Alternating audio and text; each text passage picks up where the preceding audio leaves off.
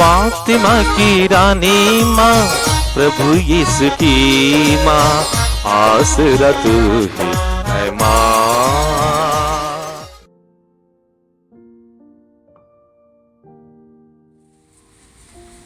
पहला पाठ नबी होशेया का ग्रंथ, अध्याय 14, पद संख्याएं 2 से 10 तक।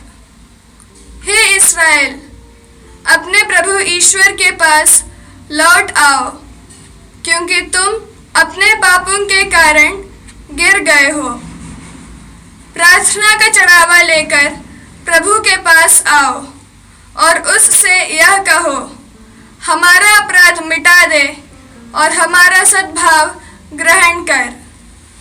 हम तुझे बलि पशुओं के स्थान पर यह निवेदन चढ़ाते हैं। असुर हमें बचाने में असमर्थ हैं। हम फिर कभी अपने घोड़ों पर भरोसा नहीं रखेंगे और अपने हाथों की बनाई हुई मूर्ति से नहीं कहेंगे, तू हमारा ईश्वर है। हे प्रभु, तू ही अनाथ पर दया करता है।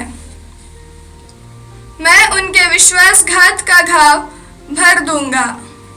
मैं सारे हृदय से उनको प्यार करूंगा, क्योंकि मेरा क्रोध उन पर से दूर हो गया है। मैं इस्राएल के लिए ओस के सदृश बन जाऊंगा। वह सोसन की तरह खिलेगा और लेबनोन के बालूत की तरह जड़ें जमाएगा। उसकी टहनियाँ फैलेंगी, उसकी शोभा जैतून के सदृश होगी और उसका सुगंध लेबानोन के सदृश। इस्राएली फिर मेरी छत्रछाया में निवास करेंगे और बहुत सा अनाज उगाएंगे। वे दाखबारी की तरह फलेंगे फूलेंगे और लेबानोन की अंगूरी की तरह प्रसिद्ध हो जाएंगे। अब एफ्राइम को देव मूर्तियों से क्या, मैं ही उनकी सुनता और उसकी सुध लेता हूँ।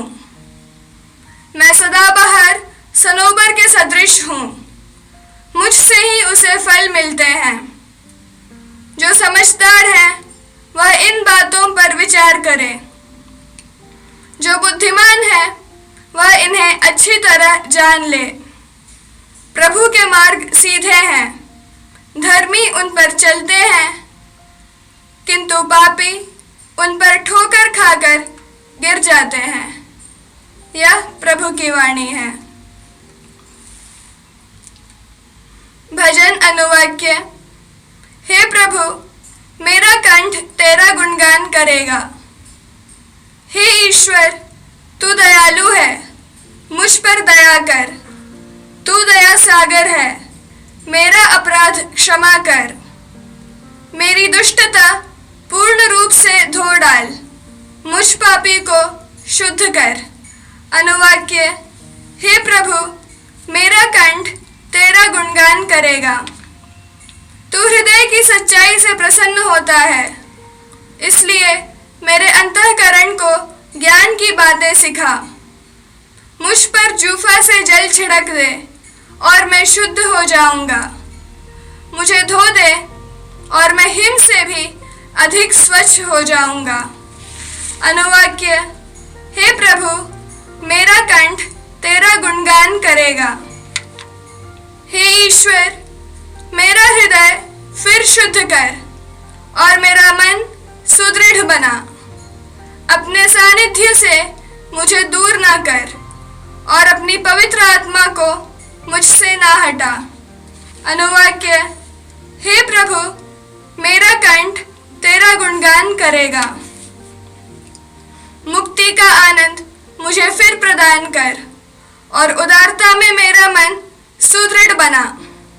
हे प्रभु, तू मेरे होठ खोल दे और मेरा कंठ तेरा गुणगान करेगा। अनुवाक्य। हे प्रभु, मेरा कंठ तेरा गुणगान करेगा। जय घोष। हालेलुया। जब सत्य का आत्मा आएगा तो वह तुम्हें पूर्ण सत्य तक ले जाएगा। मैंने तुम्हें जो कुछ बताया वह उसका स्मरण दिलाएगा। हालेलुया। प्रभु आप लोगों के साथ हो और आपके साथ भी। संतमती के अनुसार पवित्र सुसमाचार प्रभु की जय। अध्याय 10 पद संख्याएं 16 से 23 तक। यीशु ने कहा, देखो मैं तुम्हें भेड़ियों के बीच भेड़ों की तरह भेजता हूँ, इसलिए सांप की तरह चतुर और कपोत की तरह निष्कपट बनो। मनुष्यों से सावधान रहो, वे तुम्हें अदालतों के हवाले कर देंगे और अपने सभागृहों में तुम्हें कोड़े लगाएंगे। तुम मेरे कारण शासकों और राजाओं के सामने पेश किए जाओगे, जिससे मेरे विषय में तुम उन्हें गैर यहूदियों को साक्ष्य दे सको। जब वे तुम्हें अदालतों के हवाले कर रहे हो तो यह चिंता नहीं करोगे कि हम कैसे बोलेंगे और क्या कहेंगे। समय आने पर तुम्हें बोलने को शब्द दिए जाएंगे, क्योंकि बोलने वाले तुम नहीं हो, बल्कि पिता का आत्मा है जो तुम्हारे द्वारा बोलता है। भाई अपने भाई को मृत्यु के हवाले कर देगा और पिता अपने पुत्र को। संतान अपने माता पिता के विरुद्ध उठ खड़ी होगी और उन्हें मरवा डालेगी। मेरे नाम के कारण सब लोग तुमसे बैर करेंगे, किंतु जो अंत तक धीर बना रहेगा उसे मुक्ति मिलेगी। यदि वे तुम्हें एक नगर से निकाल देते हैं तो दूसरे नगर भाग जाओ। मैं तुमसे कहता हूँ, तुम इस्राएल के नगरों का चक्कर पूरा भी नहीं कर पाओगे कि मानव पुत्र आ जाएगा। यह प्रभु यीशु का परम पवित्र सुसमाचार है। क्रिस्त की जय।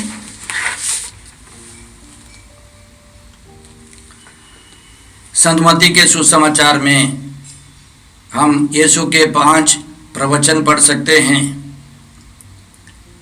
आज का पाठ दूसरे प्रवचन से है। यीशु अपने शिष्यों को अशुद्ध आत्माओं पर अधिकार देकर रोगियों को चंगा करने के लिए, सुसमाचार सुनाने के लिए भेज रहे हैं, अपने शिष्यों को भेज रहे हैं। मार्कुस के सुसमाचार में हम लोग पढ़ते हैं 2-2 करके यीशु ने भेजा। आज के पाठ में बहुत सारी बातें हैं, हम लोग केवल एक विषय पर ध्यान दें। यीशु कहते हैं, मैं तुम लोगों को भेड़ियों के बीच भेड़ों के समान भेजता हूँ, इसलिए सांप के समान चतुर और कपोत के समान निष्कपट बनो। हम जानते हैं भेड़िए चतुर होते हैं, या बुरे लोग अपनी चतुराई से जीवन बिताते हैं। यह चतुराई बुरे लोगों की चतुराई नहीं है, यह चतुराई पवित्र आत्मा की चतुराई है। इससे बुराई नहीं होती है, भलाई होती है। यह पवित्र आत्मा से संचालित जीवन है। यीशु पवित्र आत्मा से चतुर जीवन बिताते थे। उदाहरण के लिए इसी मत्ती के सुसमाचार अध्याय 14 में हम लोग पढ़ते हैं कि यूहन्ना बपतिस्ता जेल में थे। हेरोद ने उनको मरवा डाला। उनके शिष्यों ने आकर यीशु को यह खबर दी। वास्तव में संत यूहन्ना बपतिस्ता यीशु के अग्रदूत थे, यीशु के रिश्तेदार थे। बाइबल पंडितों के अनुसार यीशु नज़दीक कहीं पर थे, 3-4 किलोमीटर दूरी पर, लेकिन यीशु उनसे मिलने नहीं जाते। पवित्र आत्मा की प्रेरणा पाकर यीशु वहाँ से हट गए और नाव पर चढ़कर एक निर्जन प्रदेश चले गए, शायद प्रार्थना में समय बिताने के लिए। वहाँ यीशु बड़े बड़े चमत्कार करने लगे। संत योहन के सुसमाचार अध्याय 7 में हम लोग पढ़ते हैं, शिविर पर्व का समय था, सब यहूदियों को यरूशलेम जाना था। उनके कई रिश्तेदार यीशु में विश्वास नहीं करते थे, इसलिए उन लोगों ने बताया, आप ही जाइए, यरूशलेम जाइए, बड़े बड़े चमत्कार कीजिए, नाम कमाइए। लेकिन यीशु उनके साथ नहीं जाते। वे लोग चले जाने के बाद गुप्त रूप से यीशु उनके यरूशलेम गए। तो इसी तरह यीशु हर काम में पवित्र आत्मा की प्रेरणा के अनुसार चतुराई से काम करते थे। संत पौलुस को देखिए, उनका पूरा जीवन, उनकी जो प्रेरिताई पवित्र आत्मा से संचालित थी। जब एक बार महासभा में वे पेश किए गए, उनको मार डालने की नौबत थी,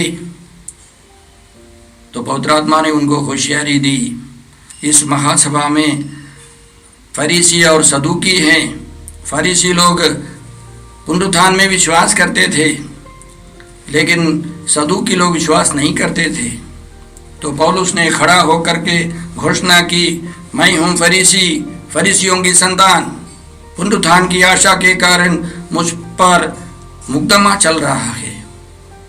तो यह वचन सुनकर के फरीसी लोग सपोर्ट करने लगे, सदूकी लोग विरोध करने लगे। उनके बीच में तनाव हो गया, टेंशन हो गया। तो उस बीच में कप्तान ने अन्य सैनिकों की सहायता से पौलुस की रक्षा की। पौलुस बच गए। तो यह होशियारी हर परिस्थिति में काम आती है। यह केवल विषम परिस्थिति में बचने के लिए नहीं, बल्कि कलीसिया की नई दिशा देने के लिए यह होशियारी काम आती है। पेतरुस को देखिए, वे पक्का यहूदी के समान जीवन बिताते थे और योपे में एक बार प्रार्थना में थे। अचानक उन्होंने एक दिव्य दर्शन देखा और उसमें क्या है, एक चादर के समान कुछ पृथ्वी पर उतर रहा है और उस पर तरह तरह के जानवर है, रेंगने वाले जीव जंतु है, चिड़िया है।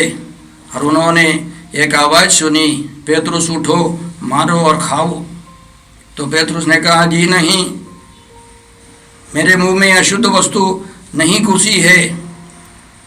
तो ईश्वर की वाणी है, जिसको मैंने पवित्र घोषित किया उसको तुम अपवित्र नहीं बोलो। पेतरुस को समझ में नहीं आया इसका मतलब क्या है। तब कुछ गैर यहूदी लोग आकर पेतरुस से कहते हैं, कर्नेलियस नामक एक अच्छा व्यक्ति है, वो रोमन नागरिक है, ऑफिसर है, उनके घर में बहुत सारे लोग जुटे हैं, वे यीशु के बारे में सुनना चाहते। पवित्र आत्मा कहता है, जाओ उनको समझाओ। तो पेतरुस को मालूम हो गया कि सुसमाचार केवल यहूदियों के लिए नहीं, गैर यहूदियों के लिए भी है। उन्होंने जाकर अच्छी तरह यीशु के बारे में समझाया, यीशु के जन्म के बारे में, यीशु की मृत्यु और पुनरुत्थान के बारे में। तुरंत सब सुनने वालों पर पवित्र आत्मा उतर आया। वे भिन्न भिन्न भाषाएं बोलने लगे, ईश्वर की स्तुति करने लगे। पेतरुस को मालूम हो गया कि उनको बपतिस्मा चाहिए। उनको बपतिस्मा दिलाया। कलीसिया का विकास इसी तरह होने लगा। तो भाई और बहनों, यह होशियारी हम सबों को चाहिए, लेकिन कैसे मिलेगा? यह चतुराई, यह होशियारी हमको कहाँ से प्राप्त होगी? आज के पहले पाठ में ईश्वर हमको सूचित करता है, इंगित करता है। इस प्रकार हमने सुना है, प्रार्थना का चढ़ावा लेकर प्रभु के पास जाओ और उससे यह कहो, हमारा अपराध मिटा दे और हमारा सद्भाव ग्रहण कर।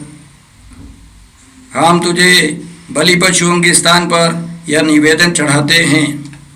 तो ईश्वर का जवाब है, ईश्वर कहता है, मैं उनके विश्वासघात का घाव भर दूंगा, मैं सारे हृदय से उनको प्यार करूँगा। तो भाई और बहनों, सबसे पहले हमको ईश्वर से रिश्ता रखना है, ईश्वर से निकट रिश्ता रखना है, ईश्वर से प्रार्थना करनी है। अपनी कमजोरियों को स्वीकार कर हमको पवित्र आत्मा मांगना है। पेत्रोस और यूहन्ना एक बार महासभा के सामने थे। महासभा के सदस्य अचंभे में पड़ गए, क्योंकि वे अज्ञानी थे, अशिक्षित थे। लेकिन एक बात उन लोगों ने समझ लिया, वे यीशु के साथ रहे। तो सबसे पहले हमको यीशु के साथ रहना है, यीशु की वाणी के अनुसार जीवन बिताना है। पवित्र आत्मा की कृपा, पवित्र आत्मा का अभिषेक हर रोज मांगना है।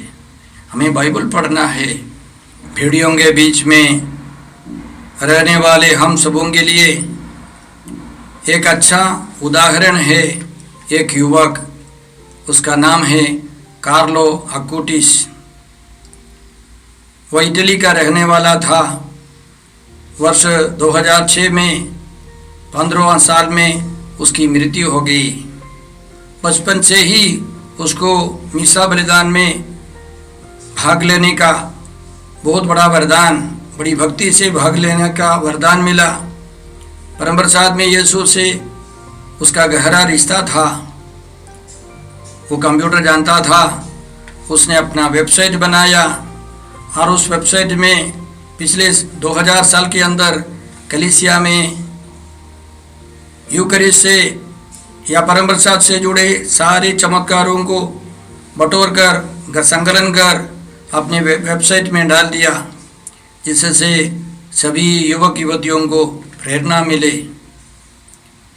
उसको पवित्र आत्मा की होशियारी, चतुराई मिली थी। मात्र 15 साल का युवक था। उसकी कब्र खोली गई तो उसका शरीर सुडौल था। उसके नाम पर रोगी चंगे हो जाते हैं। अभी आने वाले अक्टूबर 10 को कलीसिया उसको धन्य घोषित करने वाली है। देखिए, हमारे सामने एक युवक जिसने चतुराई से, पवित्र आत्मा की चतुराई से काम करके प्रभु को के पास वो चला गया। हम भी प्रार्थना करते हैं हर काम में, हर पल में हम पवित्र आत्मा की प्रेरणा से, पवित्र आत्मा की चतुराई से आगे बढ़ सके। हे पिता ईश्वर, हे प्रभु यीशु और हे पवित्र आत्मा ईश्वर, हम तुझसे प्रार्थना करते हैं। हम सब भेड़ियों के बीच में रहने वाली भेड़ों के समान है। हमें सांपों के समान चतुर बना दे, कबूतर के समान हमें निष्कपट बना दे। हे प्रभु यीशु, तूने वादा किया है जब वो सत्य का आत्मा आएगा तो वह तुम्हें सब कुछ समझा देगा, वह तुम्हें पूर्ण सत्य तक ले जाएगा। हम प्रार्थना करते हैं कि हम हर परिस्थिति में तेरी होशियारी से आगे बढ़ सके। हे पिता ईश्वर, हम ये प्रार्थना करते हैं प्रभु क्रिस्त के द्वारा। हमारे प्रभु यीशु क्रिस्त की कृपा, ईश्वर का प्रेम तथा पवित्र आत्मा का साहचर्य आप सबों को प्राप्त हो। आमीन। क्रिस्त में प्रिय भाई और बहनों, 13 मई 2020 से हम लोग यहाँ से मीसा के दैनिक पाठ और उन पर छोटा सा मनन चिंतन प्रस्तुत करते आ रहे। आप इस चैनल को सब्सक्राइब करें, लाइक करें, शेयर करें, बेल आइकन दबाकर हमें सूचित करें। यहाँ से जो वीडियो प्रस्तुत की जाएगी वो आपको मिलते रहे। प्रभु आपको 100 गुनी आशीष दी। जय यीशु।